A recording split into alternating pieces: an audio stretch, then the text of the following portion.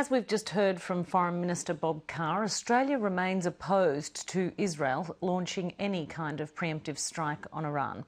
In a speech at the United Nations earlier this year, Israel's Prime Minister Benjamin Netanyahu called for a red line to be drawn under Tehran's nuclear ambitions. But he's facing strong domestic opposition on a possible strike, not just from his political opponents, but also from inside Israel's intelligence community. Middle East correspondent Matt Brown reports. As neighbouring Syria descends deeper into chaos, the fate of its chemical weapons has Israelis nervous and checking their supply of gas masks. The Prime Minister Benjamin Netanyahu has talked often about a possible attack on Syria's major ally, Iran, to halt its alleged nuclear weapons program, and the debates fueling a heated election campaign. Whoever makes light of the threat of Iran's nuclear program doesn't deserve to govern Israel even for a single day.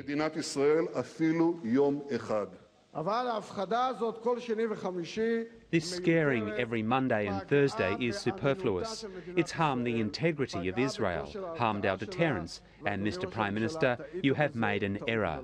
But that sort of criticisms come not only from Mr. Netanyahu's political opponents.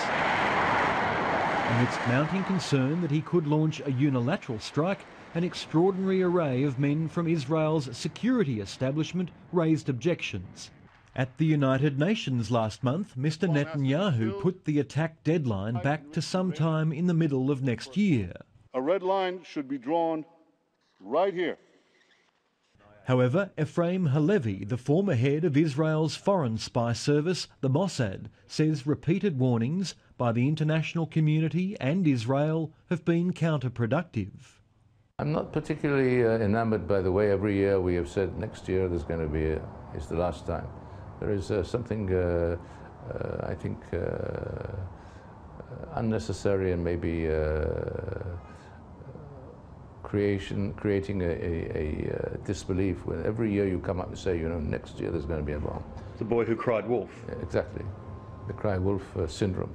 One of the biggest concerns is that Mr. Netanyahu's been giving Israelis a false impression that an attack could bring Iran's effort to build a nuclear bomb to a complete halt. It is not a foregone conclusion that if you bomb there will not be a bomb, and I don't think it's a foregone conclusion that if you don't bomb there will be a bomb. The former head of Israel's domestic intelligence service, Yuval Diskin, went public with his concerns in spectacular fashion. I don't have faith, not in the Prime Minister nor in the Defence Minister. I very much do not have faith in a leadership that makes decisions based on messianic feelings.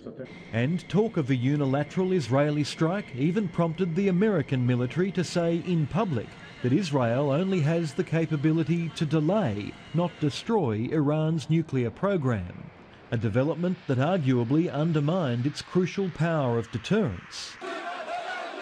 But in the meantime, sanctions have been biting in Iran. A collapse in the currency this month caused protests in Tehran's main bazaar. And this week, the European Union announced even tougher sanctions aimed at Iran's banking system. And when tens of millions of people are smarting under this kind of situation, the regime cannot just fop it off like this and say, you know, it's froth on the water. It's not. They know it. If the government in Tehran, if the Ayatollahs believe there's a credible military option, you might never have to use it, because a combination of that threat together with the economic and the political pressure, that could work. Despite the year of fear, the country is clearly now not on a war footing. This factory in central Israel is running well below capacity. After the first Gulf War, when Israel had to replenish its stocks, and in the lead-up to the second Gulf War, the government asked this factory to go to full capacity, churning out 5,000 gas masks a day. Right now, they're producing just 2,000 a day. Mr. Netanyahu's expected to win the elections to be held in January, and a new round of political and military calculations will begin. Matt Brown, Lateline.